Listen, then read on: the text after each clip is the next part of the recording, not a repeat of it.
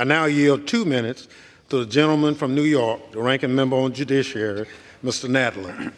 The gentleman from New York is recognized. Madam Speaker, I rise in opposition to the sham impeachment of Secretary Mayorkas. This resolution is filled with false and misleading statements that amount to nothing more than policy disagreements.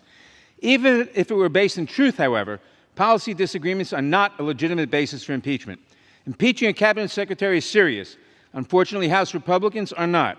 This sham impeachment ran roughshod over due process and completely bypassed the Judiciary Committee, the Committee of Jurisdiction for Impeachment.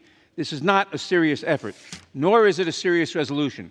Republicans allege that Secretary Mayorkas should be impeached simply because he failed to meet the impossible standards set out in our laws, standards that no administration, not even President Trump's, has ever come close to meeting. For example, they allege that Secretary Mayorkas has failed to detain everyone that the law requires to be held in mandatory detention.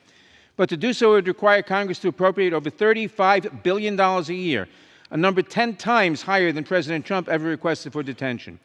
That's why the Trump administration released over 500,000 people at the U.S.-Mexico border and released 1.1 million people from immigration detention into the United States. But did we hear calls from the Republicans to impeach Secretaries Kelly, Duke, or Nielsen? Of course not. The resolution also takes aim at the Secretary's use of his parole authority. But Republicans never complained when President Trump uses parole authority for tens of thousands of Cubans and military families. So what's different now? Could it be that it's an election year and Republicans have no record of accomplishments to run on?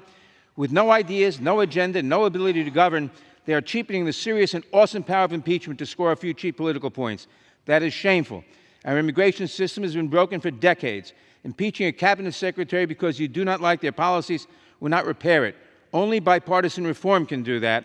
I encourage my colleagues to vote no on this resolution, and I yield back. Gentleman